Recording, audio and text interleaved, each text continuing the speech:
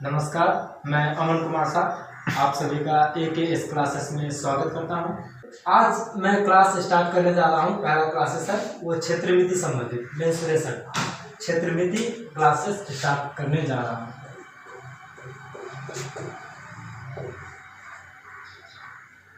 क्षेत्रमिति mensuration यानी किसी क्षेत्र के संबंध में जानना ही क्षेत्रमिति कहलाता है। जैसे वह त्रिभुजाकार हो, वर्गाकार हो, आयताकार हो, पंचभुजाकार हो या वृत्त संबंधी, तो इनमें कई प्रकार के वास्तविक कठिनाइयाँ आती है। ठीक है, जिनमें सबसे पहले हमें जानना बहुत जरूरी पड़ जाता है बिंदु के बारे में, रेखा के बारे में, कोण के बारे में, त्रिभुज के बारे में, आयत संबंधित, चतुर्भुज के बारे में और आयतन के बारे में। तो चलिए इस प्रकार से मैं कुछ पॉइंट अभी पहले नोट्स करा दे रहा हूँ, उसको आप ध्यान से पहले अपने कॉपी में लिख लीजिएगा, आराम से स्क्रीनशॉट करके। उसके बाद मैं आगे की और पढ़ाई करता हूँ। चलिए देखिए, किन किन बिंदुओं के बारे में क्षेत्रमिति संबंधित पढ़ाई के लिए किन किन बिंदुओं के बारे में जानना जरूरी है।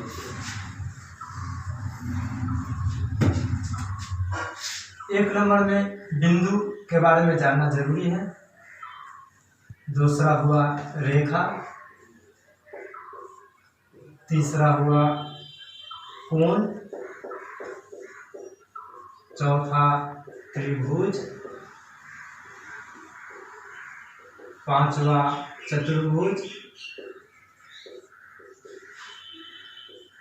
और छठवा वृत्त। इन सभी के बारे में अगर आसानी से जाना जा सकता है तो हमारी क्षेत्रमिति पूरी तरह से आसान हो जाएगी। ये ऐसे कि आप लोग सभी जानते हैं, अब मैं क्लास 9वां और 10वीं कक्षा के लिए रखा हूँ। अधिकतर 9th क्लास और 10th क्लास के लिए रखा हूँ, किंतु कुछ बच्चे हैं जिनको इन सभी के बारे में जानकारी नहीं है, अभी भी कथाएं उनको आती है। तो सबसे पहले मैं स्टार्ट करता हूँ बिंदु के बारे में। बिंदु किसे कहते हैं, जैसा कि मैं परिभाषा बताते जाऊंगा, आप लोग अपना कॉपी में नोट्स करते जाइएगा। और बिंदु के बारे में सबसे पहले तथ्य, बिंदु किसे कहते हैं, बिंदु क्या है। तो जिनकी ना लंबाई होती है, ना चौड़ाई होती है और ना ही मोटाई होती है, उसे बिंदु कहते हैं। जैसे जिनकी ना लंबाई होती है, ना चौड़ाई होती है और ना ही मोटाई होती है, उसे बिंदु कहते हैं। जैसे ये हो गया एक बिंदु, आप देख पा रहे होंगे इस सीन पर, जिनकी ना लंबाई होती है, ना चौड़ाई होती है और ना ही मोटाई होती है, इसे बिंदु कहते हैं। मैं एक बात और आप लोग से शेयर करना चाहता हूँ। कृपया जो भी मेरे इस AKS क्लास के छात्र हैं, उनसे मैं आग्रह करता हूँ कि कृपया इनको एक नोट कॉपी में नोट करके जरूर रखें, अवश्य रखें। क्योंकि ऐसा देखा जाता है कि कभी कभी इस प्रकार से क्वेश्चन पूछ दिया जाता है जिनका जो सिलेबस संबंधित कुछ संबंध ही नहीं है, सिलेबस से कुछ संबंध ही नहीं है, उन प्रकार के क्वेश्चन को भी पूछा जा सकता है। तो ये कॉमन क्वेश्चन हुआ, बिंदु किसे कहते हैं। जिनकी ना लंबाई होती है, ना चौड़ाई होती है और ना ही मोटाई होती है, उसे बिंदु कहते हैं। चलिए आगे देखते हैं, रेखा किसे कहते हैं। दो बिंदुओं को मिलाने वाले निर्दिष्ट पथ को रेखा कहते हैं। दो बिंदुओं को मिलाने वाले निर्दिष्ट पथ को रेखा कहते हैं। जैसे ये देखिए, दो बिंदु हैं, इनको इस प्रकार से मिला दिया गया, तो उसे हम लोग क्या कहेंगे, रेखा कहेंगे। ये और उदाहरण बताते हैं, ये दो बिंदु है, ये इनको इस प्रकार से मिला दिया गया, उसको भी रेखा कहा जा सकता है। ये दो बिंदु है, इनको इस प्रकार से मिला दिया गया, ये भी एक रेखा के प्रकार हुए।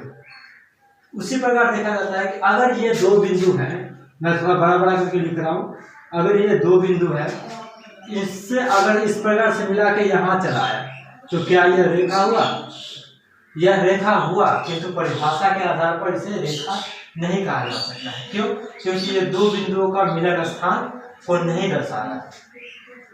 समझ में आया आप लोगों को कि किन किन परिस्थितियों में रेखा होगा।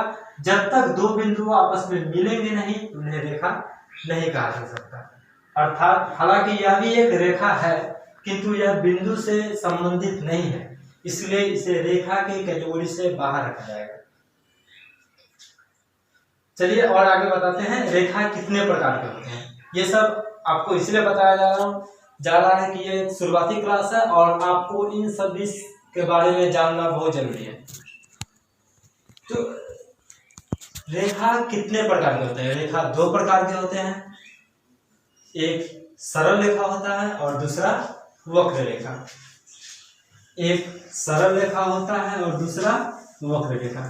मैं इसको मिटाते मिटाते आराम से बता रहा हूँ क्योंकि यह बोर्ड थोड़ा सा छोटा है और आप लोग कॉपी में नोट करते रहिएगा। इस चीज को मैं बार बार सूचित कर रहा हूँ। रेखा दो प्रकार के होते हैं, पहला सरल रेखा और दूसरा वक्र रेखा। पहला सरल रेखा और दूसरा वक्र रेखा। चलिए इन दोनों को भी मैं परिभाषित कर देता हूं। सरल रेखा किसे कहते हैं? दो बिंदुओं को मिलाने वाली सीधी रेखा को सरल रेखा कहते हैं। अगर ये इस प्रकार से दो बिंदु है और यह सीधी है तो इसे सरल रेखा कहेंगे। यानी दो बिंदुओं को मिलाने वाली सीधी रेखा को सरल रेखा कहते हैं। उसी प्रकार वक्र रेखा, दो बिंदुओं को मिलाने वाली टेढ़ी मेढ़ी रेखा को वक्र रेखा कहते हैं। ये भी एक वक्र रेखा का परिभाषा है। दो बिंदुओं को मिलाने वाली टेढ़ी मेढ़ी रेखा को वक्र रेखा कहते हैं।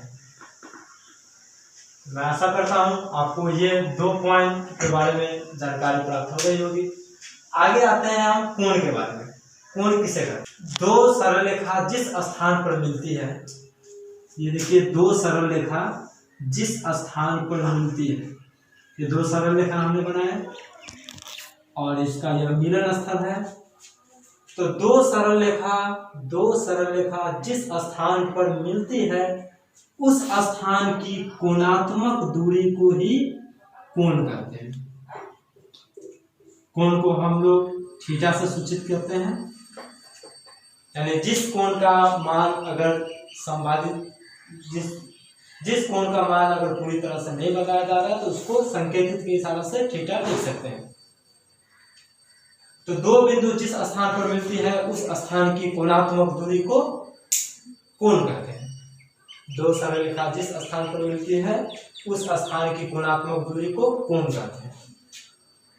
चलिए कोण को क्लासिफाई कर देते हैं। मैं ये थोड़ा बेसिक क्लास है इसलिए मैं जल्दी खत्म करना चाहता हूँ ताकि मैं आगे क्षेत्रमिति संबंधी जितने भी प्रमेय हैं उसे बता सकें।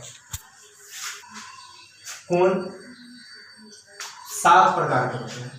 ऐसे कोण विभिन्न प्रकार के होते हैं, तो विभिन्न प्रकार के कोणों के बारे में जानते हैं। न्यून कोण,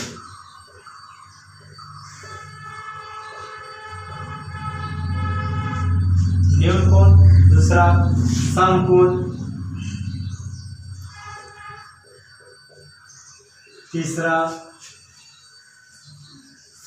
अधिक कोण,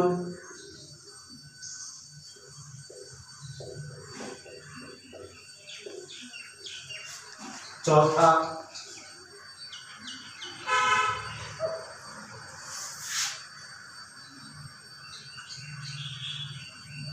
पूर्णयुक्त कोण,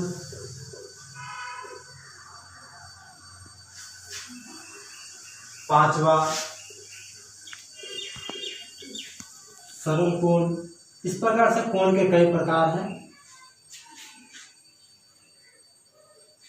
छठवां पूर्ण कोण। तो न्यून कोण किसे कहते हैं?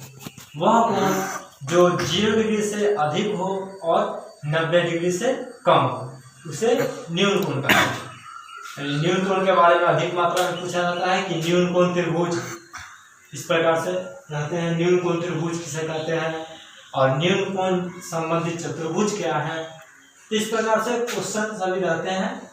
तो आगे देख लेते हैं न्यून कोण कितना। तो 0 डिग्री से अधिक हो और 90 डिग्री से कम हो उसे हम लोग न्यून कोण कह सकते हैं। मेरे पास थोड़ा जगह छोटा है, मैं इसको फिर से लिख रहा हूँ, नीचे लिख दे रहा हूँ, आप लोग ध्यान से लिखिएगा। 0 डिग्री से अधिक हो और 90 डिग्री से कम हो उसे हम लोग न्यून कोण कहते हैं। यानी वह कोण जो 0 डिग्री से अधिक हो और 90 डिग्री से कम हो उसे न्यून कोण कहते हैं। जैसे कि example with 1 degree, 78 degree, 53 degree, 59 degree, ये सब न्यून कोण है। समकोण किसे कहते हैं? वह कोण जो 90 डिग्री का हो उसे समकोण कहते हैं। यानी 90 डिग्री के कोण को क्या कहेंगे? समकोण कहेंगे। अधिक कोण किसे कहेंगे? वह कोण जो 90 डिग्री से अधिक हो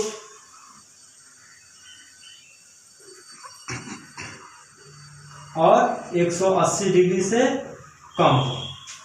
वह कोण जो 90 डिग्री से अधिक हो एवं 180 डिग्री से कम हो उसे अधिक कोण कहेंगे। जैसे कि आप लोग जानते ही हैं 91 डिग्री होगा, 138 डिग्री होगा, 178 डिग्री होगा, 150 डिग्री होगा, 120 डिग्री होगा, तो इसे हम लोग अधिक कोण कह सकते हैं। उसी प्रकार पूर्णयुक्त कोण किसे कहते हैं? वह कोण जो 180 डिग्री से अधिक हो और 360 डिग्री से कम, उसे हम लोग पूर्णयुक्त कोण कहेंगे।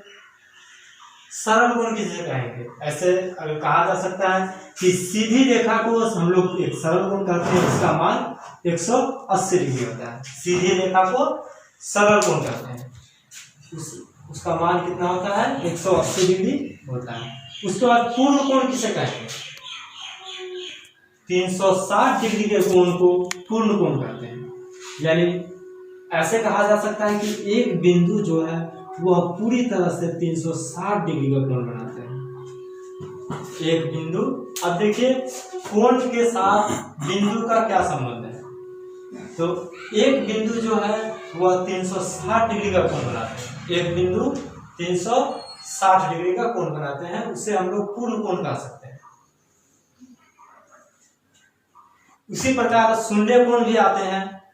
बोले हैं, मैं बताया हूँ आगे भी कि कोण के विभिन्न प्रकार के नाम हैं, आगे भी पढ़ेंगे। और पूरक कोण होता है, संपूरक कोण होता है, एकांतर कोण होता है, ठीक है, ये समलंब कोण होता है। इस प्रकार से कोण के विभिन्न प्रकार हैं, किंतु ये जो मैंने 6 प्रकार बताए हैं वो ज्यादा इंपॉर्टेंट है। और शून्य कोण किसे कहते हैं? यानी 0 डिग्री के कोण को शून्य कोण कहते हैं। यानी शून्य कोण, ये भी मैं लिख दे रहा हूं, शून्य कोण यानी 0 डिग्री के कोण को, चलिए मैं मिटा के बढ़िया से एक बार फिर से कोशिश कर रहा हूँ। 0 डिग्री के कोण को शून्य कोण कहते हैं। 0 डिग्री के कोण को शून्य कोण कहा जा सकता है। अभी 0 डिग्री कोण कैसे बनेगा ये भी है। जब एक सरल रेखा सीधी गमन करेगी और आपस वही स्थान पर आ जाती है तो यह जो एक कोण जो बनाएंगे वह 0 डिग्री कोण बनाएंगे। समझ में आया आप लोगों को? 0 डिग्री कोण किसी प्रकार से होगा? जब यहाँ से एक सरल रेखा गुजरेगी और पुनः वह अपने स्थान पर आ जाएगी, यानी वह अपना स्थान को परिवर्तन नहीं करेगी, उसी स्थान पर आके मिलेगी, तो इससे संबंधित जो कोण होगा वह 0 डिग्री का कोण होगा।